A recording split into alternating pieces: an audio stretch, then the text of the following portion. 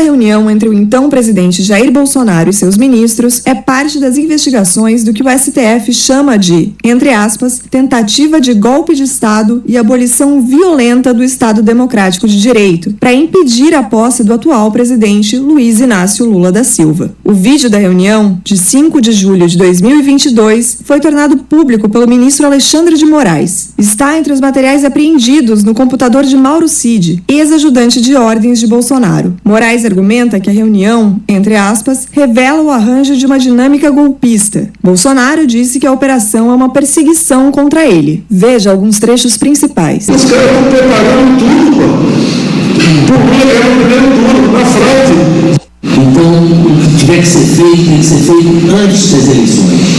Se tiver que dar sopa na mesa antes das eleições, se tiver que virar a mesa antes das eleições, depois das eleições será muito difícil que tenhamos alguma nova perspectiva. Bom dia, senhoras e senhores. Hoje é 20 de novembro de 2024, são 8 horas da manhã.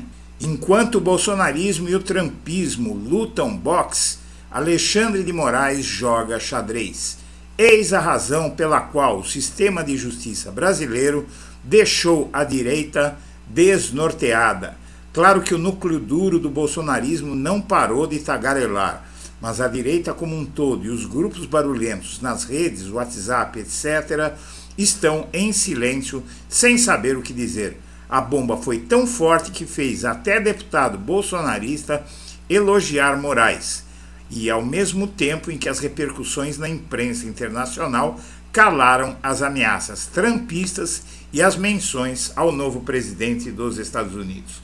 Antes de prosseguir, eu quero pedir a você que acompanha o blog da Cidadania, que se inscreva no canal, deixe seu like e compartilhe este vídeo.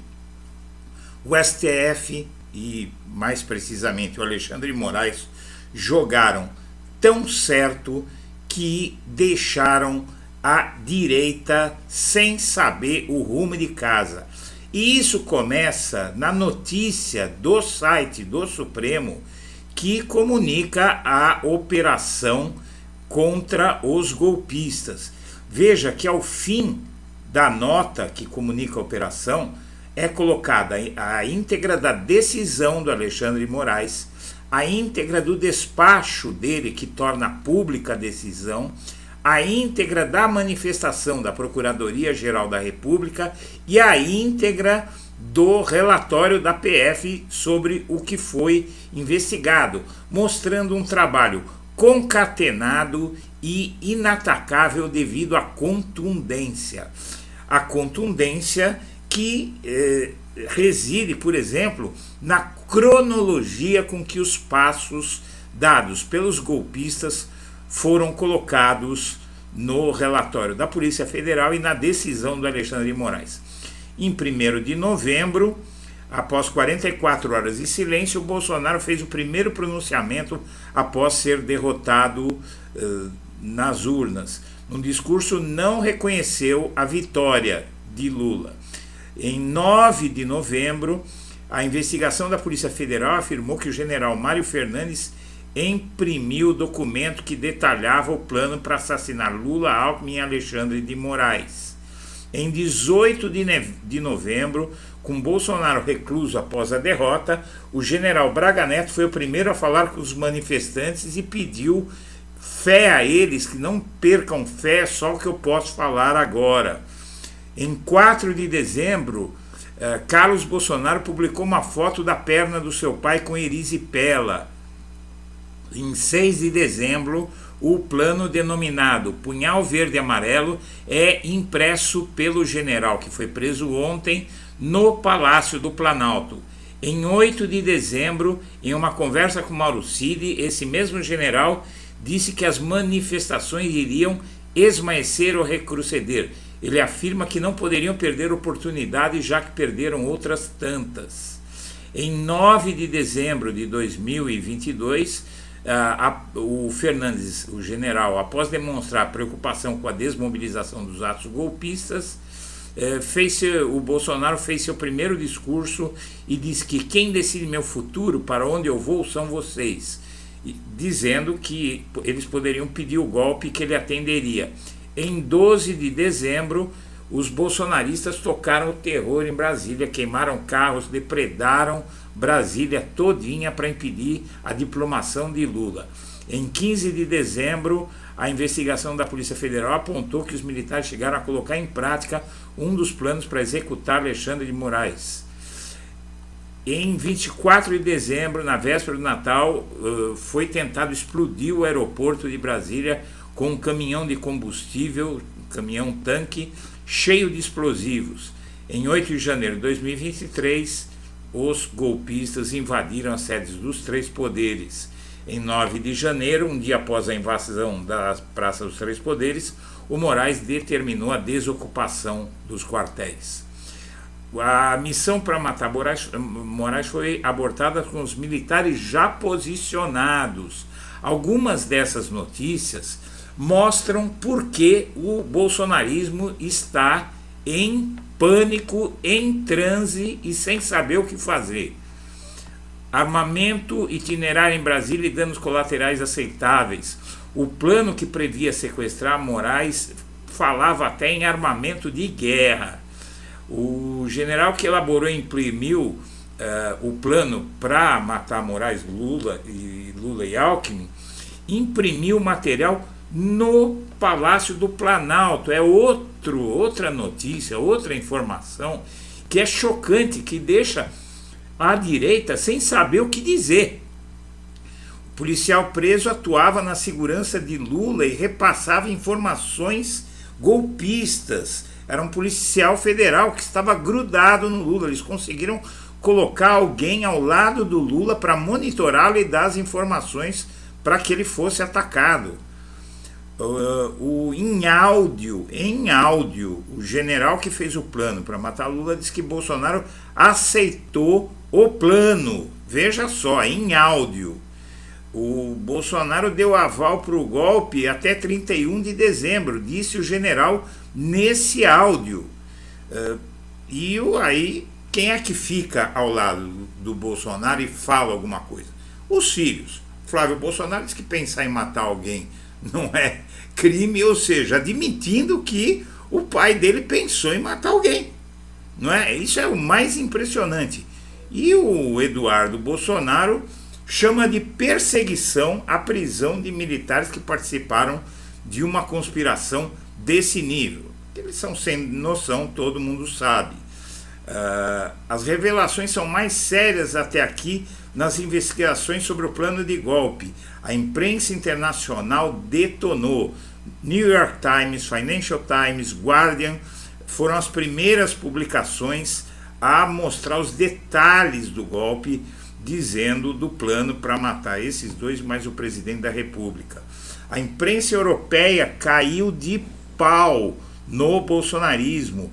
Os sites dos principais jornais europeus repercutiram as informações sobre as prisões de militares por suspeita de envolvimento em complô e tentativa de assassinato de Lula. E aí essa imprensa completa o quadro de divulgação pelo mundo desse plano maluco. Os bolsonaristas minimizaram a ação da Polícia Federal do núcleo duro do Bolsonaro, né? São os filhos, basicamente os filhos dos aliados mais próximos, minimizaram a ação da PF e montaram estratégia para blindar Braga Neto. Aliados de Bolsonaro e do Braga Neto colocaram em prática na terça uma estratégia para blindá-lo a partir das revelações. Eles reforçam a hipótese de perseguição, como disse o Eduardo Bolsonaro. Os filhos do Bolsonaro já começaram a propagar esse discurso.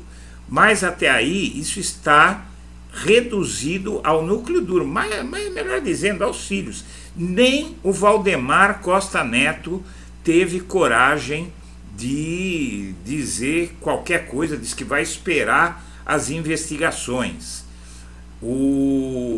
A reação da cúpula das Forças Armadas sobre o plano de assassinato de Lula, Alckmin e Moraes é de tristeza. Eles falam em surpresa, decepção e tristeza.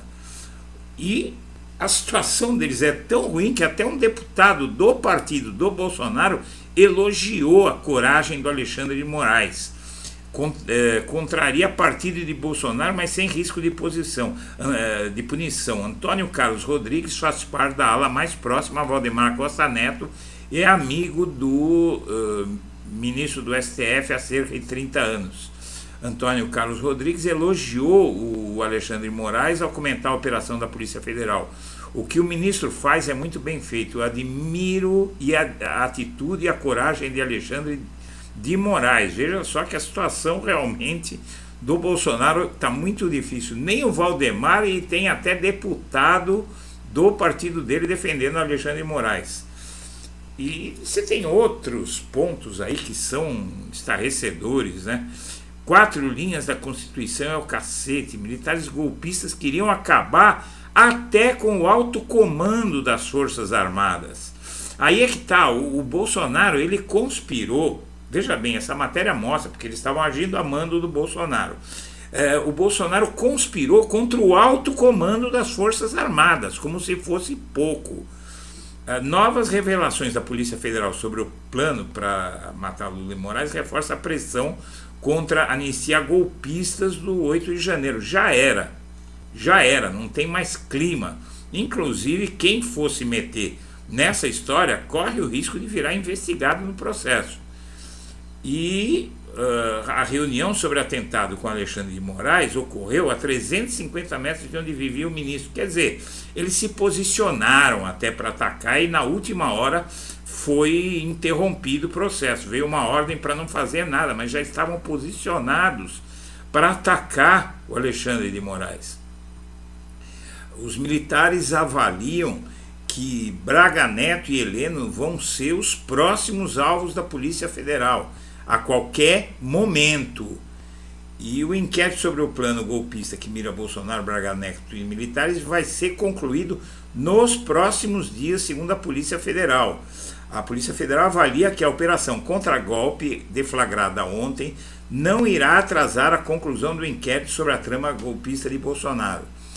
E, por fim, a operação deixou a direita aturdida, ou seja, desnorteada, sem saber o que fazer, e comprometeu a liderança de Bolsonaro. A operação da Polícia Federal, que revelou um plano para matar o presidente Luiz Inácio Lula da Silva, o vice-presidente Geraldo Alckmin e o Alexandre de Moraes, deixou a direita aturdida. Conforme relatos ouvidos, os grupos de WhatsApp que reúnem políticos, empresários e militares de direita estão praticamente mudos desde a deflagração da operação pela Polícia Federal na manhã de ontem, devido à gravidade dos fatos.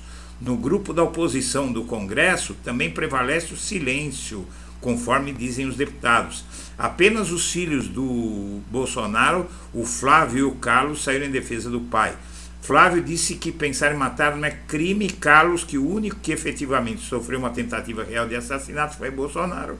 E o Eduardo, que não consta aqui, como você viu, disse que é perseguição prender os militares que montaram um plano para matar o presidente da República. Políticos próximos ao ex-presidente, como o presidente do PL, Valdemar Costa Neto, o governador de São Paulo, Tarcísio de Freitas, e o senador Ciro Nogueira, não se manifestaram em público e também não quiseram dar entrevista. Caciques do Centrão, em conversas, avaliam que a liderança política de Bolsonaro está seriamente comprometida, embora isso não necessariamente signifique uma mudança de voto de uma parcela significativa da população pela centro-direita. Eles apostam numa denúncia robusta da PGR contra Bolsonaro por tentativa de golpe. Bolsonaro nunca se deu conta de que seu ápice, ou seja, seu melhor momento foi em 2018, quando se elegeu. Dali para frente ele só minguou, porque não soube liderar o país, diz um cacique político. As lideranças também acreditam que o impacto vai ficar restrito a Bolsonaro e seu entorno, sem afetar demasiadamente os políticos ou partidos que o apoiam. Até mesmo Valdemar deixaria de ser refém de Bolsonaro e de seu grupo, passando a ter maior influência no PL. Políticos experientes como Ciro Nogueira, que já apoiou Lula no passado, também não devem ter dificuldades para se desvencilhar da imagem de Bolsonaro. Pessoas próximas a Tarcísio acreditam que o governador já mostrou independência na eleição para a Prefeitura de São Paulo e agora vai pular fora. Senhoras e senhores, eu agradeço a atenção e deixo meu abraço para todo mundo.